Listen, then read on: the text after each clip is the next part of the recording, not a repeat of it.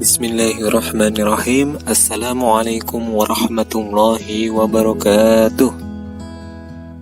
Selamat pagi, apa kabar teman-teman semuanya?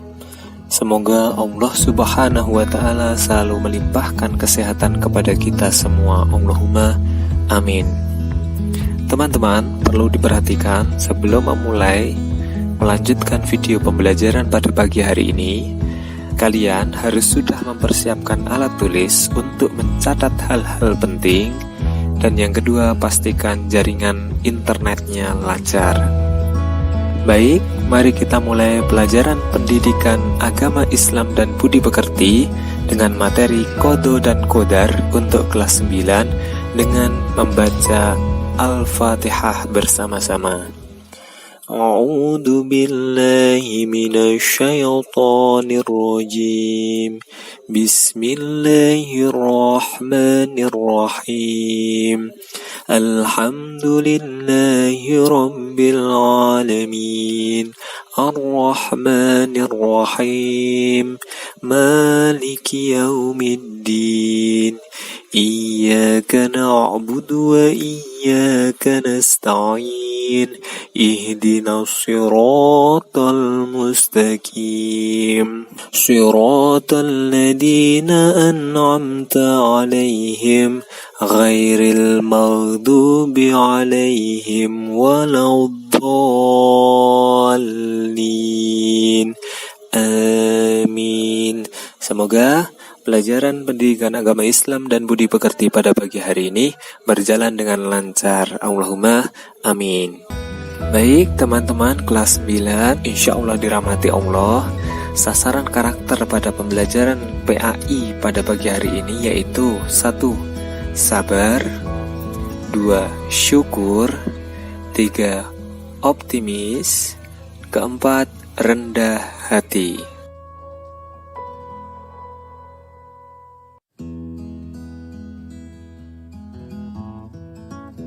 Baik, hari ini kita akan memahami tentang pengertian Qadha dan Qadar, macam-macam Qadha dan Qadar, dalil, contohnya, dan manfaat iman kepada Qadha dan Qadar.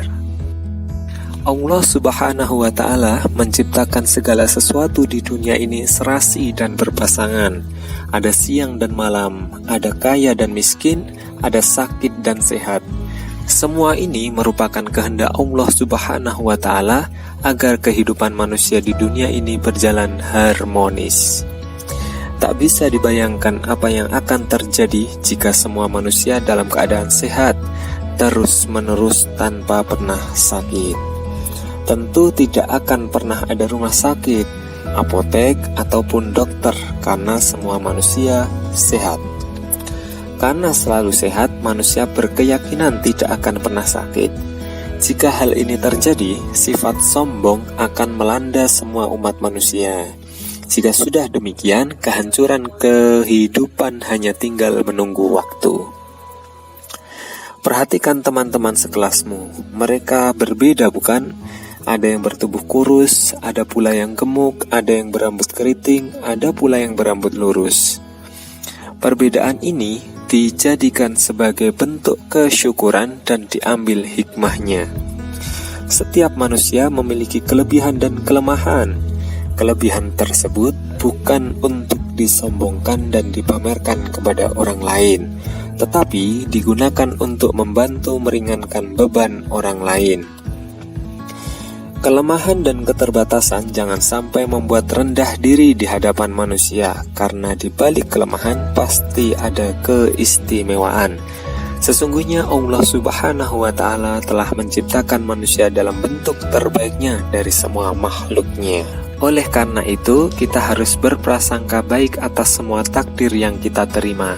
Misalnya saat kita sakit, kita terima dengan sabar, segera berikhtiar dengan berobat.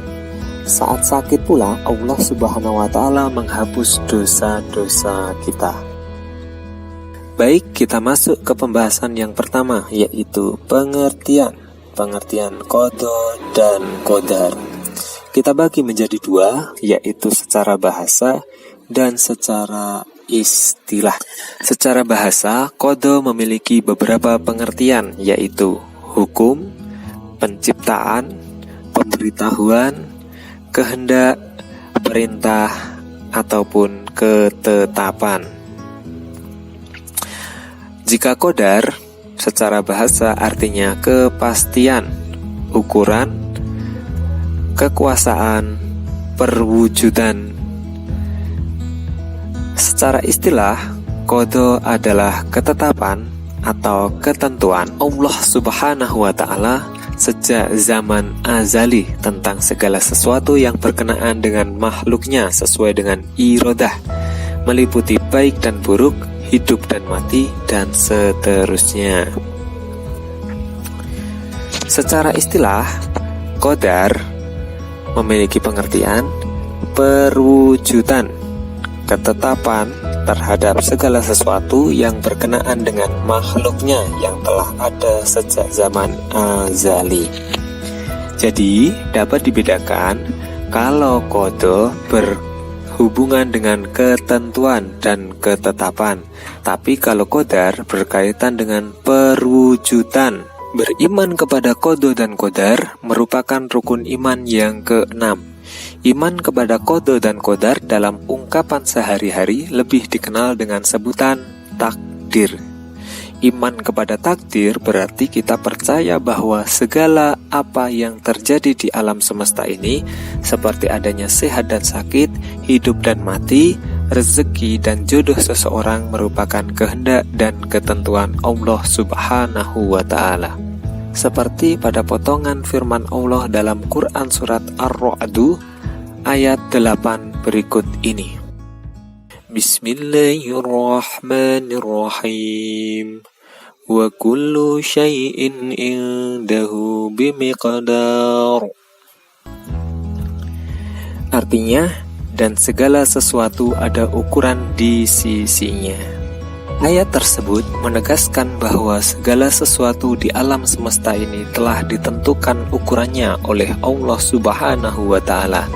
Segala sesuatu yang akan terjadi telah diketahui dan direncanakan oleh Allah Subhanahu wa Ta'ala.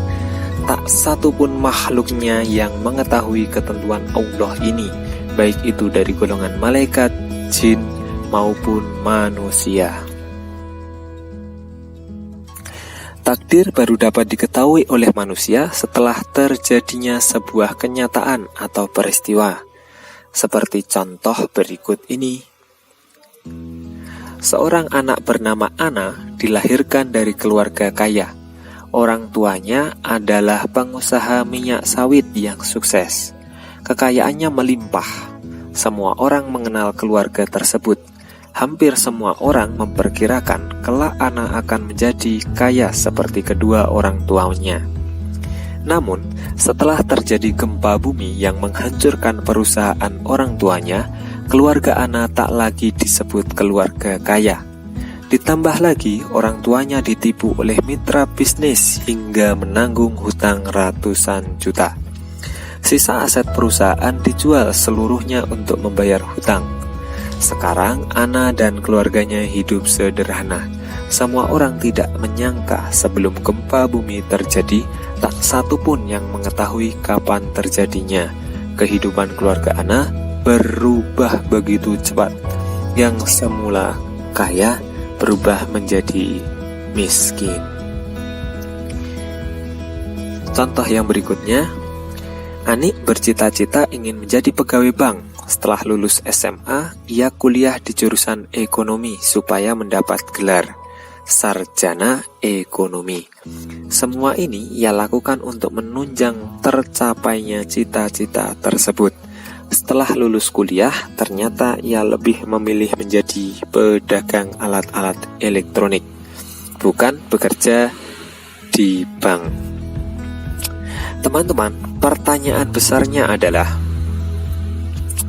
untuk apa kita berikhtiar atau berusaha jika segala sesuatu sudah ditakdirkan oleh Allah Subhanahu wa Ta'ala? Coba, mari kita renungkan bersama.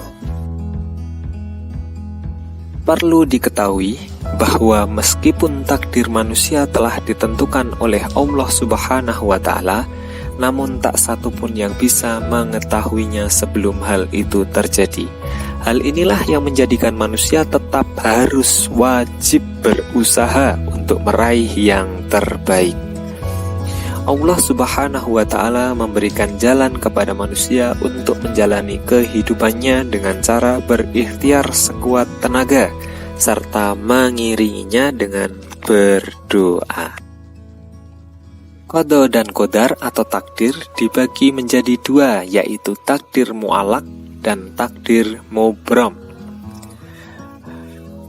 Takdir mu'allaq erat kaitannya dengan ikhtiar manusia atau usaha manusia. Manusia diberi peran untuk berusaha, hasil akhirnya akan ditentukan oleh Allah Subhanahu wa Ta'ala. Seperti pada Quran surat Ar-Ra'd ayat 11 berikut. Innallaha la yughayyiru ma biqaumin hatta yughayyiru ma bi anfusihim. Artinya, sesungguhnya Allah tidak akan mengubah keadaan suatu kaum sebelum mereka mengubah keadaan mereka sendiri. Berkaitan dengan kepandaian, seseorang yang ingin menjadi pandai harus berusaha meraihnya. Usaha-usaha tersebut antara lain dengan cara belajar dan disiplin membagi waktu. Kesehatan. Seseorang yang ingin menjadi sehat harus berusaha dengan cara berolahraga teratur, menjaga kebersihan, menjaga gizi, dan pola makan. Jika melakukan usaha-usaha tersebut, tubuh akan sehat. Kemakmuran. Kemakmuran bisa diraih dengan giat bekerja, kreatif, pantang menyerah, rajin menabung, dan hemat. Agar seseorang menjadi pandai, sehat, dan hidup makmur, maka harus berusaha meraihnya, bukannya malah pasrah menunggu nasib. Tidak mungkin seorang menjadi pandai kalau malas belajar. Tidak mungkin seseorang menjadi sehat kalau tidak pernah olahraga. Dan tidak mungkin seseorang menjadi kaya kalau malas bekerja. Takdir mubram terjadi pada diri manusia dan tidak dapat diusahakan. Karena secara bahasa, mubram artinya sesuatu yang tidak dapat dielakkan atau sudah pasti. Jadi, takdir mubram adalah ketentuan mutlak dari Allah Subhanahu wa Ta'ala. Contoh takdir mubram antara lain jenis kelamin, ajal, terjadinya kiamat, dan lain seterusnya.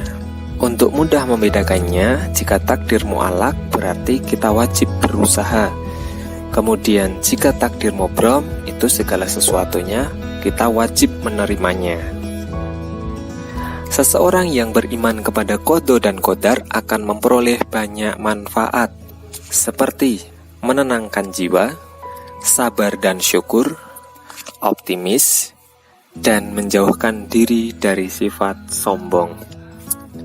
Karena seseorang yang iman kepada qada dan qadar berarti meyakini dengan sepenuh hati adanya ketentuan Allah Subhanahu wa Ta'ala yang berlaku bagi semua makhluk hidup.